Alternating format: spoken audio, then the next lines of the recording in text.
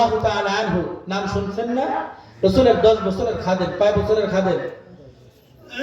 রাসূলের 10 বছরের খাদেম।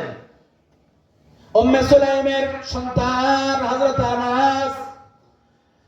হযরত আনাস ছোট মানুষ। উম্মে সুলাইম নবী পাক সাল্লাল্লাহু আলাইহি ওয়াসাল্লামের কাছে এবার এসে বললেন, ইয়া রাসূলুল্লাহ আনাসুন খাদিমুকা। ইয়া রাসূলুল্লাহ আনাসুন খাদিমুকা। ইয়া রাসূল, আজকে থেকে আনাস আপনার খাদেম। ছোট মানুষ, আনাস আপনার খাদেম। নবী পাক সাল্লাল্লাহু আলাইহি ওয়াসাল্লামের 10 বছরের সংস্পর্শে ছিলেন হযরত আনাস রাদিয়াল্লাহু তাআলা আনহু।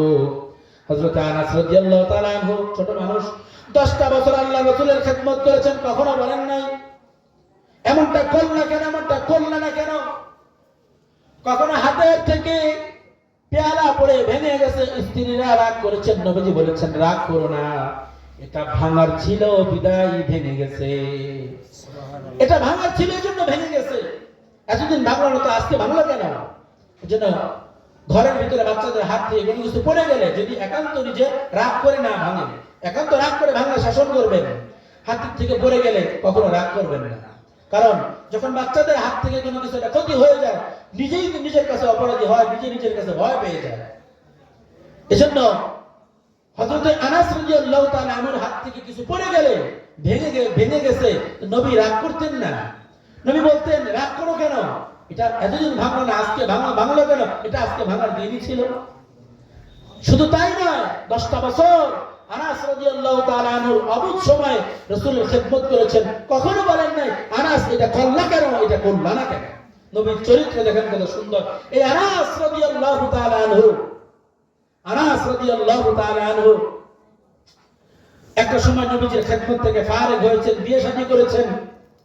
হযরত আনাস ইবনে মালিক রাদিয়াল্লাহু তাআলা আনহু ঘরে মেহমান আসলো।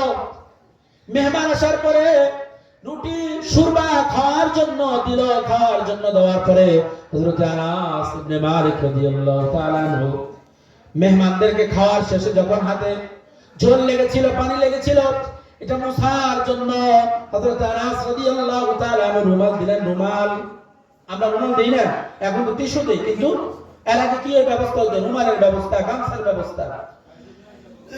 আনাস রাদিয়াল্লাহু তাআলা আনহু খুব গুরুত্ব দিয়ে শুনবেন। আনাস রাদিয়াল্লাহু তাআলা আনহু মেহমানদেরকে রুমাল দিলেন। রুমাল দিয়ে মেহমানরা হাতটা মুছলো, মুছার পরে রুমালের ভিতরে দাগ লেগে গেল, ভিজে গেল। হযরত আনাস রাদিয়াল্লাহু তাআলা আনহু রুমালটা নিয়ে পরিষ্কার করার জন্য নিয়ে রুমালটা আগুনের মধ্যে নিক্ষেপ করে দিলেন। আগুনের মধ্যে নিক্ষেপ করে দেওয়ার পর মেহমানরা বলল, আনাস এটা কেমন বোকামি তুমি করলা, নাকি আমাদের উপর রাগ হয়ে গেলা? আনাস রাদিয়াল্লাহু তাআলা আনহুর প্রতি তাদের কথার ভাষ্যটা যেন এমন ছিল, আনাস এটা কি করছো? আনাস এটা কি করছো? আগুনের মধ্যে কেন দিলা? আনাস রাদিয়াল্লাহু তাআলা আনহু কিছুক্ষণ পর আগুনের মধ্যখান থেকে রুমালটা উঠাইলেন। রুমালটা উঠানোর পরে দেখা গেল যেখানে ভিজা ছিল ভিজাও নাই, যেখানে দাগ ছিল দাগও নাই। রুমাল তো দূরের কথা, রুমালের উপরে হালকা রকমের যে একটু পশমের মতো উলের সুতা থাকে, এই উলের সুতাটা আগুনের স্পর্শে বিন্দু পরিমাণ পুড়ে নাই। বলেন সুবহানাল্লাহ। রুমাল তো পুরেই নাই, বরং রুমালের উপরে হালকা পাতলা যে সুতোগুলো থাকে বিন্দু পরিমাণ সুতা পড়ে নাই। হযরত আনাস রাদিয়াল্লাহু তাআলা আনহুর কাছে এর রহস্য জিজ্ঞাসা করার পরে এবার আনাস রাদিয়াল্লাহু তাআলা আনহু বললেন, আমার ঘরে আল্লাহর রাসূল সাল্লাল্লাহু আলাইহি ওয়াসাল্লাম মেহমান হয়ে এসেছিলেন। এই রুমাল দিয়ে তিনি খাবারের পরে মুছেছেন তার হাত মুখ। সুতরাং এটার ভিতরে রাসূলের স্পর্শ লেগেছে। রাসূলের স্পর্শ লাগার দরুন এটা আগুনে পুড়ে নাই, কোনোদিন পুড়বেও না। বলেন না সুবহানাল্লাহ। এটা পুড়ে নাই, কোনোদিন আগুনে পুড়বেও না।